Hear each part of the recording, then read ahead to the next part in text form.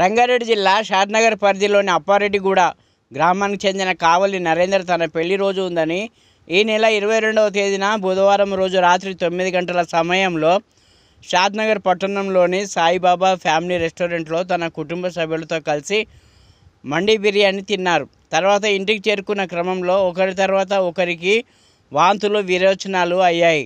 దీంతో శంషాబాద్ ప్రైవేట్ ఆసుపత్రిలో అడ్మిట్ అయ్యారు.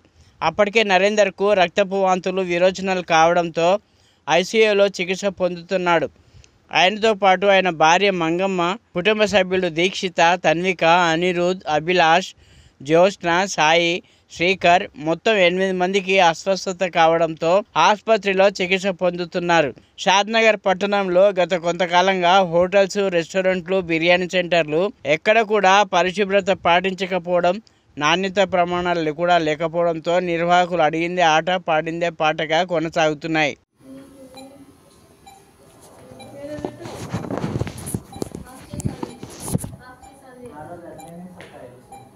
కాదు, ఆ రోజు బనిగాడు కూడా వచ్చినాను ఎంబడి బనిగాడు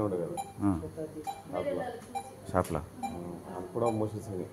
అని కూడా మోషన్స్.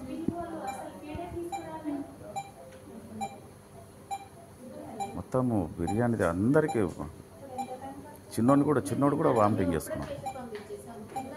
ఇది చూసిన ఇది వామిటింగ్స్ మోషన్స్ చూసినాం. అనిరుద్ గారు కూడా వాడు కూడా మోషన్స్ పెట్టినాయని 2 సార్లు 3 సార్లు మోషన్స్ పోయినాకనే కంట్రోల్ అయ్యింది. బన్నీ గారిని కూడా మోషన్స్ పెట్టినాయి.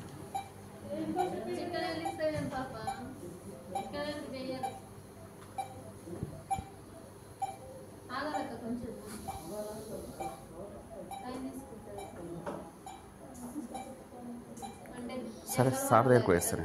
సార్ దగ్గరకు వచ్చినాక